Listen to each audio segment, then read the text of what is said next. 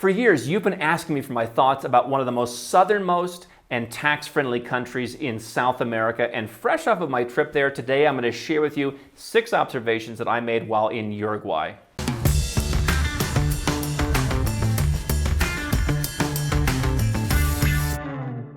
Hi, I'm Andrew Henderson. This is Nomad Capitalist, where we help 7- and 8-figure entrepreneurs and investors legally go where you're treated best.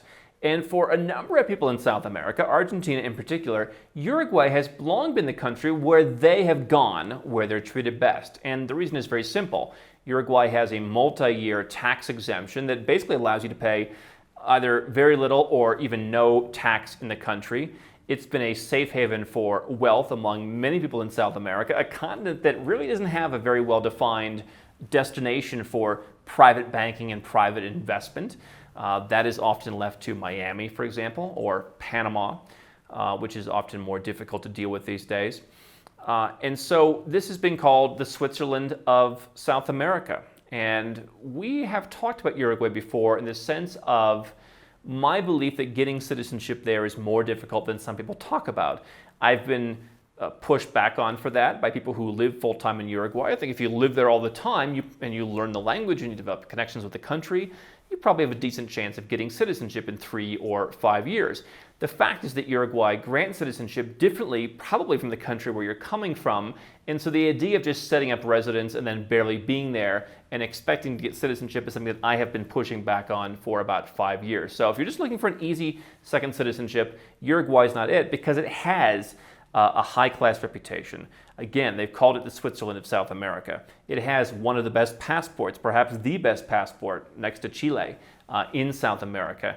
It just has a reputation. So what are my thoughts if you want to go there, if you want to get the tax savings, if you want to work towards residence and possible future citizenship, what are my thoughts? So one of the first things I noticed when we arrived in Uruguay recently was it's relatively affordable, but yet I wouldn't say it's a great value. Look at Montevideo, look at Punta del Este, essentially the 2 big places that people go. The hotels there are not extraordinarily expensive. They're certainly more expensive than what you would get for a comparable quality in a city like a Bogota and a Panama City, but it's not extreme. This is not Switzerland that we mentioned. But that said, the quality of the hotels, I mean, we really struggled to find a place. We ended up staying at the Hyatt Centric, which is not a Hyatt in and of itself. It is kind of their up-and-coming, like, youthful alternative to other brands like an Aloft or something like that. And so for about $150 a night, we stayed at that hotel, which was a bit outside of the city center, just kind of in this kind of quiet beach area. So I wouldn't say, wow, that's really expensive, but I would say there's not really a lot going on around there. It wasn't like a top-notch property. Really are no top-notch hotels in the country, so even if you wanted to spend more money, you really would have a hard time doing that. There's a Sofitel Hotel, which is even further outside of town, which is closed. So for visiting, now obviously if you're living there, you're not looking at hotels, but from hotels to food to everything else, I said to myself, okay, I did expect it to be more expensive, but I can't say it's a great value. The food quality itself, I don't think I really had a meal that I was like wowed by. On the very last night in Punta del Este, we had a meal that I was pretty happy with. And again, nothing was like extremely expensive. It wasn't like, oh my goodness. It was just like, there's a lot of other places in this part of the world where you could spend less and you would get more. So it's not about being too expensive, because again, I was kind of surprised. I thought maybe it would be a bit more outrageous. But it's just, where's the value?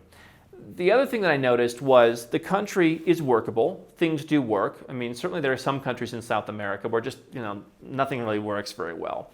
You come into the country, immigration, relatively works. There's a lot of requirements right now. There's a lot of red tape.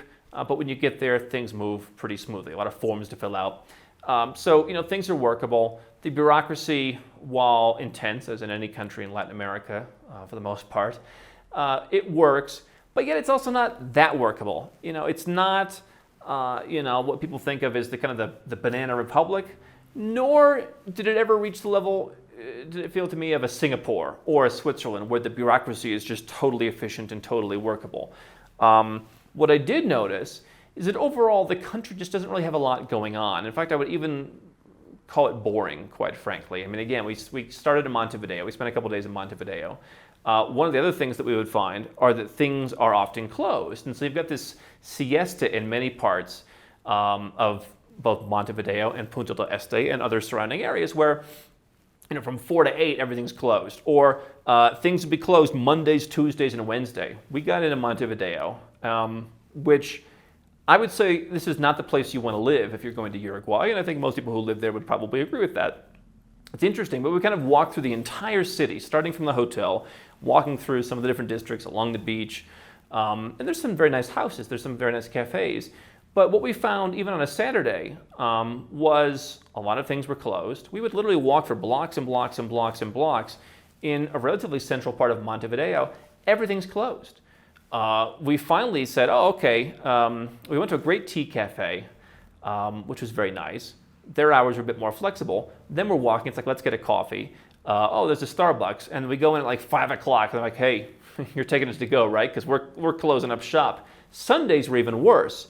So in terms of accessibility, in terms of going out, I didn't really see many people out, quite frankly, in Montevideo. Now, Punta del Este, we were there a little bit before the season started. I didn't really see many people out there either. So definitely this is a country where you've got a relatively decent-sized area for only several million people.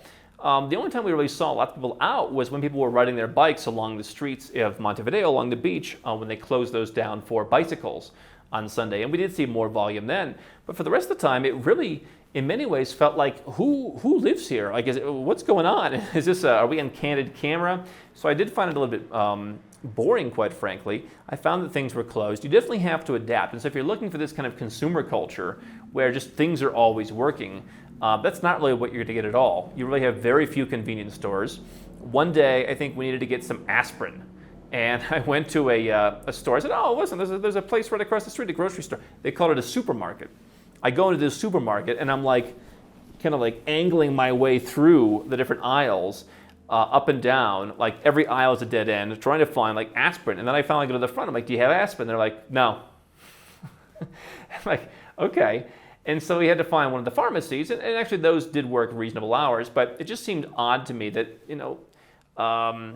what a supermarket would be, there wasn't a lot of selection in terms of restaurants. Just not a lot of selection. And so what I think this is a place where if you want to live and you want to have a home, I think you probably want to live in Punta del Este or somewhere along that beach area. You want to get a home, potentially you want to get a staff, or you just want to, you want to get a car. You're going to cook at home. You're going to go to, one of the grocery stores. There are some grocery stores. They're not as conveniently located, but there are some grocery stores where it's like, all right, they do have decent selection.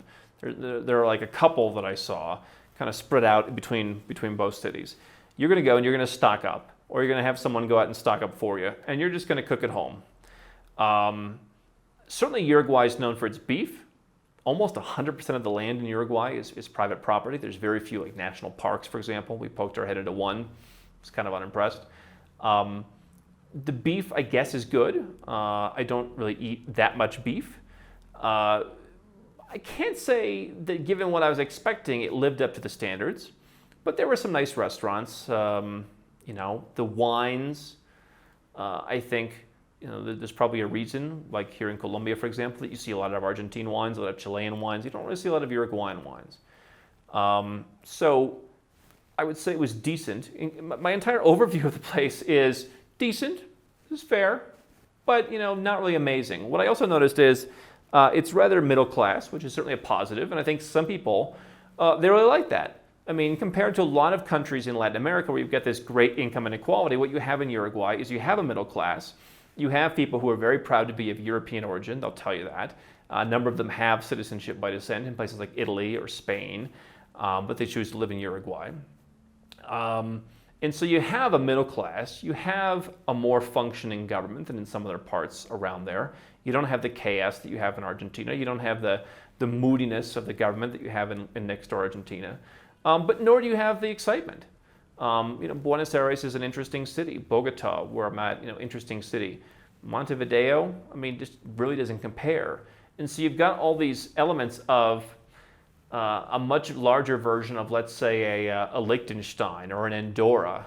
But quite frankly, I enjoy spending time in some of those places in Europe. Uruguay just really, in a sense, was very underwhelming for visiting. I think for living, it's going to be a very quiet lifestyle. One final thing that I noticed was you do have more English spoken.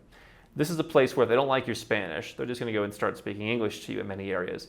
And the Spanish is very interesting because it almost has a number of elements of Brazilian Portuguese with z's and different pronunciations, where and a lot of separate words were like, what is that? Oh, that's an avocado. What's that? That's butter. And it's like, well, that's not the word that we use everywhere else. And so they've kind of got their own, verbiage down there. That said, English is pretty well widely spoken because, again, the first morning we go to this cafe, the lady's nice. It's really nothing to write home about. Again, not expensive, not cheap, just everything just very mediocre. And she's like, don't worry, I speak English, I'm German. It's like, all right, when did you move? Oh, I've been living here for 100 years, but I'm German. And so I think that for someone who just wants a very laid-back lifestyle, you like the tax incentive, which if you're a U.S. citizen, obviously is always going to be a bit more difficult to navigate. You want a place where you have this middle class, you have perhaps a bit more rule of law. You're not going to totally break the bank, but you're not going to get the best value. And you just want to kind of hang out and, let's say, live in a Punta del Este or one of the areas to the west or east of that along the coast and just live a very tranquil life. You can do that. There are a lot of places where you can do that with a tax incentive. There are a lot of places that you can do that with without a tax incentive, with just low taxes. So overall, there was really no great impression that it left on me. The airport is, I suppose, a relatively efficient airport. Not a lot of gates. Seems pretty smooth to get in and out of. But other than that, it's a country that I think for most people watching, you could probably replicate somewhere else. Interesting tax incentives, but again, probably something you can replicate somewhere else. Don't stop now. We've got well over 1,000 more videos here on YouTube for you to watch and learn how to go where you're treated best. And if you want to work with Nomad Capitalist personally, go to nomadcapitalist.com/apply, learn about our unique, tried and true process, garnered over years of experience, and learn how you can become our client.